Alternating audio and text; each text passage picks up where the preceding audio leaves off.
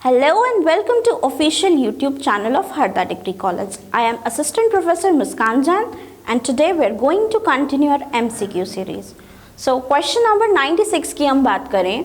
A biosphere reserve consists of, जो biosphere reserve है में निम्न भाग होते हैं या इसके कितने भाग होते हैं. तो इसके जो भाग होते हैं वो 3 होते हैं: core zone, buffer zone and transition zone. This is core zone, this is buffer zone and this is transition zone. 3 zones में जो है वो हमारा बायोस्फीयर रिजर्व डिवाइड होता है. यहाँ पर जो वहाँ एरिया है उसकी जो नेचुरल स्पीशीज होती हैं उनको कंजर्व किया जाता है. द नेक्स्ट क्वेश्चन की हम बात करें, question number 97. When was botanical survey of India established? Botanical survey of India की स्थापना कब हुई? तो इसकी स्थापना हुई थी 1890 में. देन क्वेश्चन नंबर 98 की बात करें, Khetri Rajasthan is famous for. जो खेतरी नामक जगह है राजस्थान में वो किस चीज़ के लिए फेमस है? तो वो फेमस है कॉपर माइंस के लिए, कॉपर की जो खदानें हैं उसके लिए. देन क्वेश्चन नंबर 99 की हम बात करें, diamond is which type of mineral? Diamond किस प्रकार का मिनरल है? डोमेस्टिक मतलब घरेलू, प्रेशियस मतलब बहुत ज़्यादा कीमती, इंडस्ट्रियल मतलब इंडस्ट्रियल यूज़ का, और सेरेमिक मतलब सेरेमिक यूज़, एक मिट्टी आती है सेरेमिक जिसे हम कहते हैं क्ले. तो जो डायमंड है it is a precious mineral. Then question number 100 की बात करें, biodiversity day is celebrated on. Biodiversity का जो दिन होता है, जो दिवस होता है, वो कब मनाया जाता है? तो वो मनाया जाता है 22 मई को, 22 मई. Then question number 101, an element present in chlorophyll is. Chlorophyll में कौन सा तत्व पाया जाता है? तो क्लोरोफिल में मैग्नीशियम जरूर पाया जाता है. What is chlorophyll? तो क्लोरोफिल इज अ पिगमेंट जो कि प्लांट्स में पाया जाता है and it is responsible for giving green colour to plants. इसके अलावा भी प्लांट्स में बहुत सारे पिगमेंट्स होते हैं जिससे प्लांट्स में कलरेशन होता है, जैसे कि जेंथोफिल, फ्यूकोजेंथिन, कैरेटीन एक्सेट्रा. तो जो क्लोरोफिल है उसमें मैग्नीशियम की जो क्वांटिटी रहती है वो रहती है. Then question number 102, the vast holes left behind after mining are utilised for. जो खनन होता है मतलब ज़मीन में से बहुत सारा मिनरल्स निकाल लिया जाता है या जो भी चीज़ हम एक्सट्रैक्ट करते हैं उसके बाद वहाँ पर बड़े बड़े होल्स बचते हैं, तो उनको कैसे यूटिलाइज किया जाता है? तो उनको हम यूटिलाइज करते हैं वेस्ट स्टोरेज के लिए या अपशिष्ट भंडारण जिसे कहते हैं उसके लिए. ठीक है. Then next question, question number 103 की हम बात करें, in which year the UN general assembly constituted a committee on sustainability. किस वर्ष संयुक्त राष्ट्र महासभा में स्थिरता पर एक समिति का गठन किया गया? तो इस समिति का गठन जो किया गया था वो 1992 में किया गया था and it was December. What is sustainability? Sustainability की अगर हम बात करें तो सस्टेनेबल डेवलपमेंट आप सभी ने शायद सुना हो. ऐसा यूज़ करना नेचुरल रिसोर्सेज का कि उसको हम तो प्रॉपरली यूज़ कर ही पाएँ लेकिन जो हमारी फ्यूचर जनरेशन है वो भी उसको प्रॉपरली यूज़ कर पाए, तो उसको हम कहते हैं सस्टेनेबिलिटी या सस्टेनेबल डेवलपमेंट. ठीक है. Then question number 104, concept of sustainability first appear in. स्थिरता की अवधारणा पहली बार किस वर्ष प्रकट हुई थी? जो सस्टेनेबिलिटी का जो कंसेप्ट था या जो अवधारणा थी वो प्रकट हुई थी 1987 में, और फिर इसको जो स्वीकृति मिली थी या हम कह लें कि ये जब गठन इसका किया गया था तो इसका गठन जो हमने देखा 1992 में किया गया था.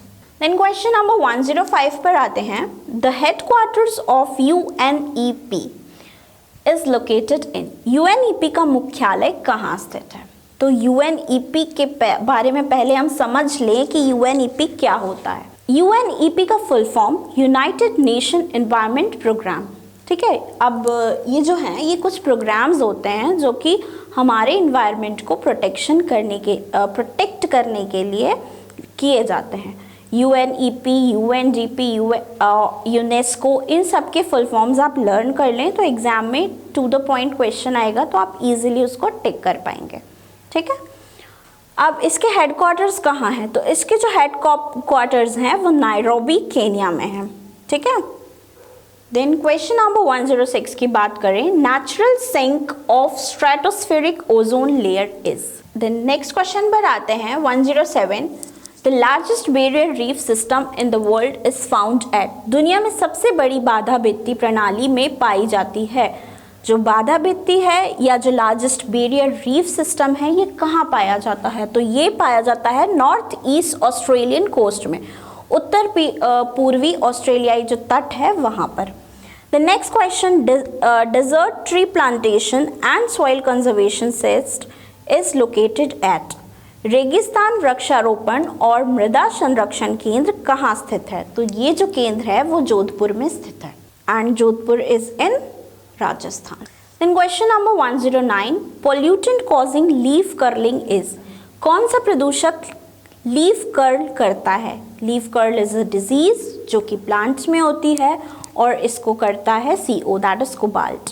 Then question number 110, environmental planning organisation is. पर्यावरण योजना संगठन है, it is NEERI.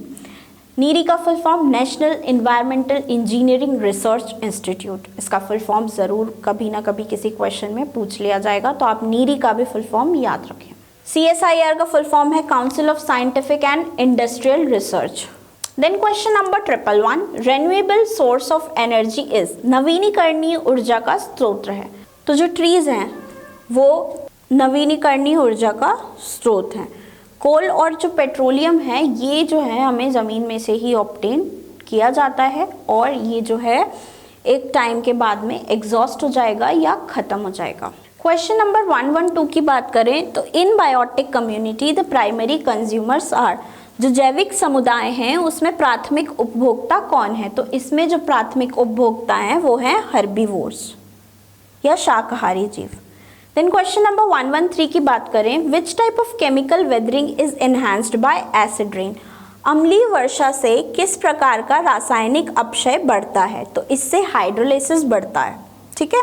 Then next question की हम बात करें, question number 114, which of the following is not a major greenhouse gas. निम्न में से कौन सा मुख्य ग्रीन हाउस गैस नहीं है? तो carbon dioxide, methane, water vapours जो हैं ये ग्रीन हाउस गैस के अंतर्गत आते हैं, लेकिन जो कैल्शियम कार्बोनेट है, calcium carbonate green house gas नहीं होता है। ठीक है। ग्रीन हाउस गैस या ग्रीन हाउस इफेक्ट या ग्लोबल वार्मिंग ये चीज़ें क्या होती हैं, इनसे रिलेटेड भी क्वेश्चन एग्जाम में पूछा जाता है। तो आप थोड़ा सा ग्रीन हाउस गैसेस के बारे में भी पढ़ लें एंड ग्लोबल वार्मिंग क्या होती है इसके बारे में भी प्रॉपरली स्टडी कर लें। देन क्वेश्चन नंबर 115 की हम बात करें, the best way to dispose plant waste is. पौधों के कचरे के निपटान का सबसे अच्छा तरीका क्या है? तो यहाँ पर कुछ मेथड्स दिए गए हैं। बर्निंग मतलब जलाना, कंपोस्टिंग मतलब खाद बनाना, डंपिंग इन हिली एरियाज मतलब पहाड़ी क्षेत्र में ले जा करके उनको डंप कर देना, एंड नेक्स्ट इज इंसिनरेशन मतलब इनका भस्मीकरण कर देना। वही burning and incineration are almost the similar things. Composting करना इज़ द बेस्ट मेथड। हम किचन गार्डन का भी कंसेप्ट लेकर के आते हैं कि वहाँ पर भी जो वेस्ट मटेरियल है उसको हम कंपोस्ट कर लेते हैं, गड्ढा होल करके उसमें हम किचन वेस्ट डालते रहते हैं और फिर उसमें एक प्रॉपर मेन्योर तैयार हो जाता है या खाद तैयार हो जाता है। तो it is the best method to dispose plant waste. So यहीं पर हमारी MCQ सीरीज़ ख़त्म होती है एंड हम नेक्स्ट वीडियोज़ में मिलेंगे कुछ टॉपिक्स के साथ। Thank you.